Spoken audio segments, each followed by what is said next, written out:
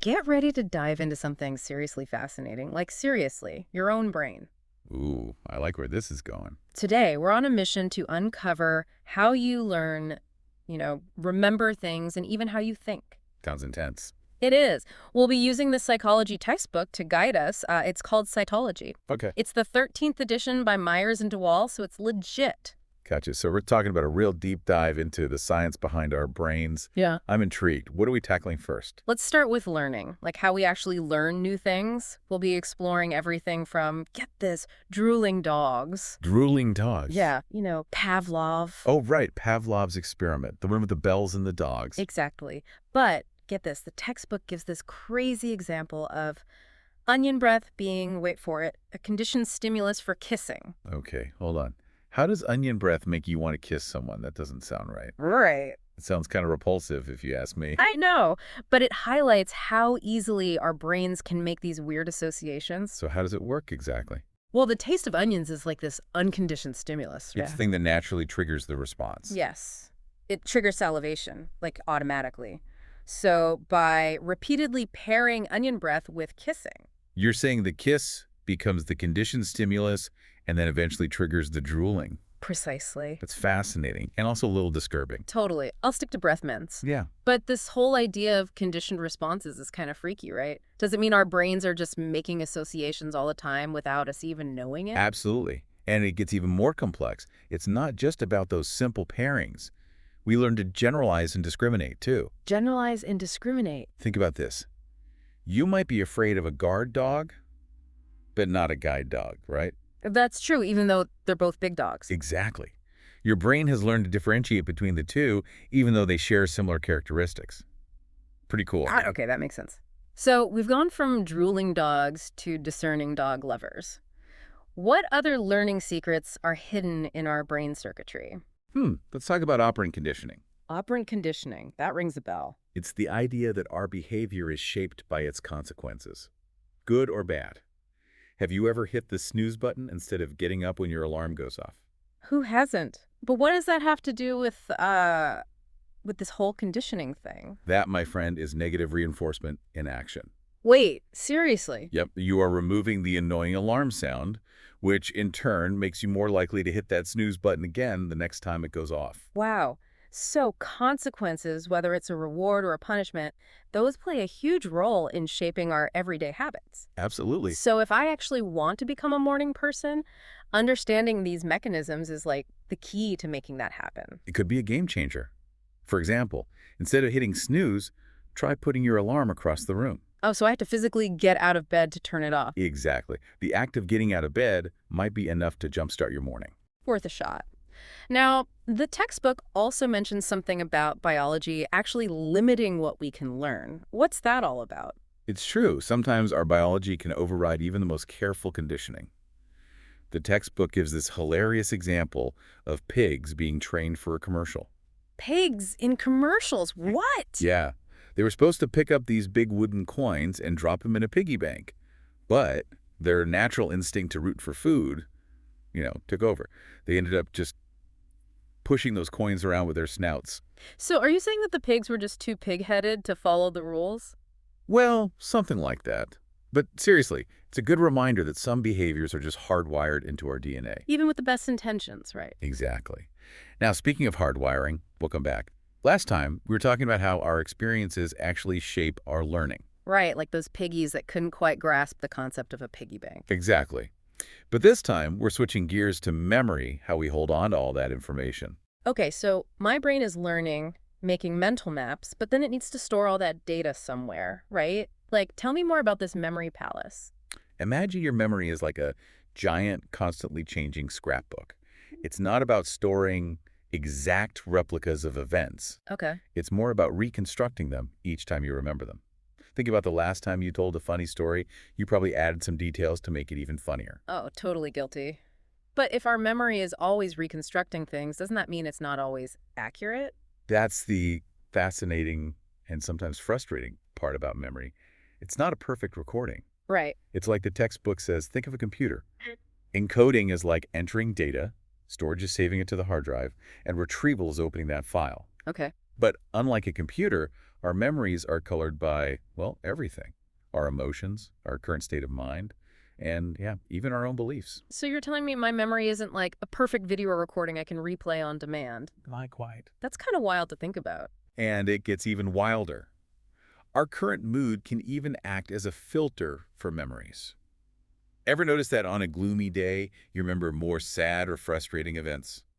Yeah, actually. That's your mood, influencing your memory retrieval. Mood congruent memory. So it's like my brain is curating a playlist based on my current mood. Exactly. It's not that your memory is flawed or anything. Right. It's just being accessed through, let's say, the lens of your current emotional state. This even extends to our physical state when we form the memory. Ever feel like certain memories come flooding back when you revisit a place from your childhood? Oh, all the time. It's like stepping back in time. Right. That's because the sights, the sounds, even the smells of that place, they act as retrieval cues. Retrieval cues? Like triggers that unlock those stored memories. Your brain made these strong associations between those sensory experiences and the memories themselves. Context-dependent memory. Wow, that's incredible. So we've talked about recalling vivid memories, but what about forgetting? Why do some things stay with us and others just vanish? Like, I'm great at remembering useless trivia, but ask me what I ate yesterday and I got nothing. That's completely normal. Forgetting is just a natural part of how our brains manage this, like constant flow of information. The textbook explains two main reasons for forgetting: encoding failure and retrieval failure. Okay, I think I'm following. Encoding failure is like missing the save button. If the information never makes it into long-term memory, it's gone. So like I never hit save on that breakfast memory. Exactly. Then there's retrieval failure. Okay. The information's in there, somewhere in your memory, but you just can't access it. Like knowing you have a document saved in your computer, but you just can't remember the file name. The worst. It's so frustrating. And it always seems to happen when I'm trying to remember something important, like for a test or a presentation. And that's where interference comes in. Think of it this way. Your brain is constantly juggling old and new information. Right. Sometimes that old information can actually interfere with recalling new information. Ugh. So it's like my brain is struggling to keep all those memories organized. Precisely. And it works both ways. New learning can interfere with recalling old information. Just a constant back and forth. Wow, our brains are busy. They are. And while forgetting is a natural part of memory, we also have to acknowledge that memory isn't always a perfect record of the past.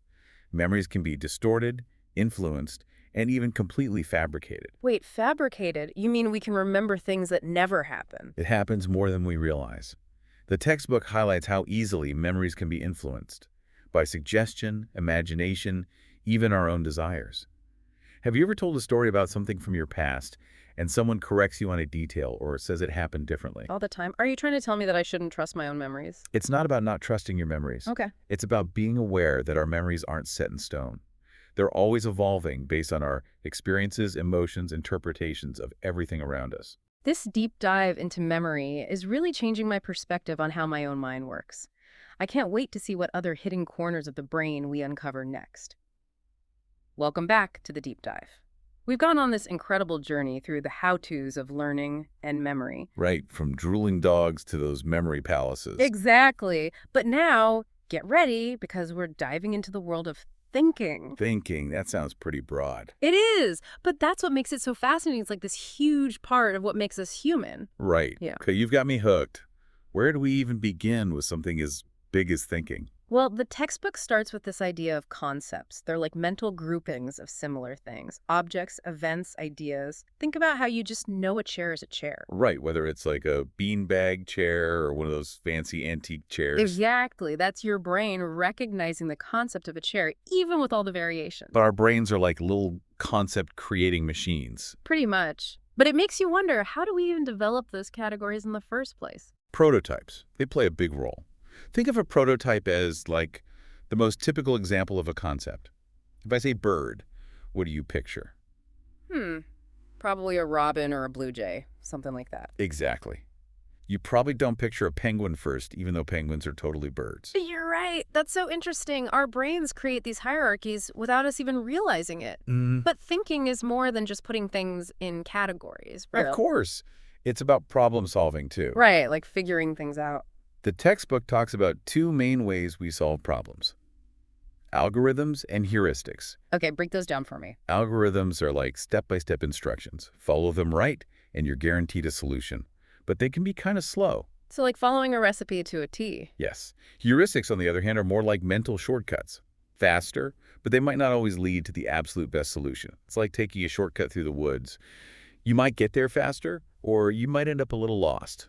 So algorithms are reliable, but heuristics are risky. You got it.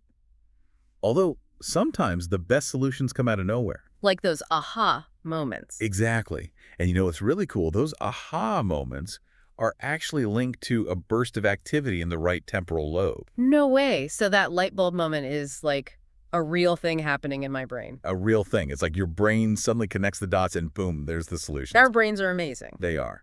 But, thinking isn't always as rational as we might think. Wait, what? You're saying our amazing brains aren't always so amazing? We do this thing it's called cognitive bias. It's like we have these systematic errors in our thinking. Oh no, so even though we have these amazing brains, we're still prone to making totally illogical decisions. It's true. One very common bias is confirmation bias. It's that tendency to seek out information that just backs up what we already believe. And we often ignore evidence that says we're wrong. Oh, I've totally done that. I'll admit it. I've searched for articles backing up my dislike for, like, certain foods. It's like I need to be right, even about something as simple as disliking mayonnaise. We've all been there.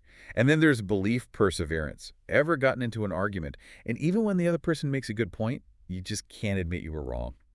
All the time. Okay, Yeah. but seriously, this is making me question everything. If these biases are just built into how we think, how do we overcome them? It takes effort. We have to be open to challenging our own assumptions and really listening to different perspectives. It's not easy, but it's so worth it. I can see that.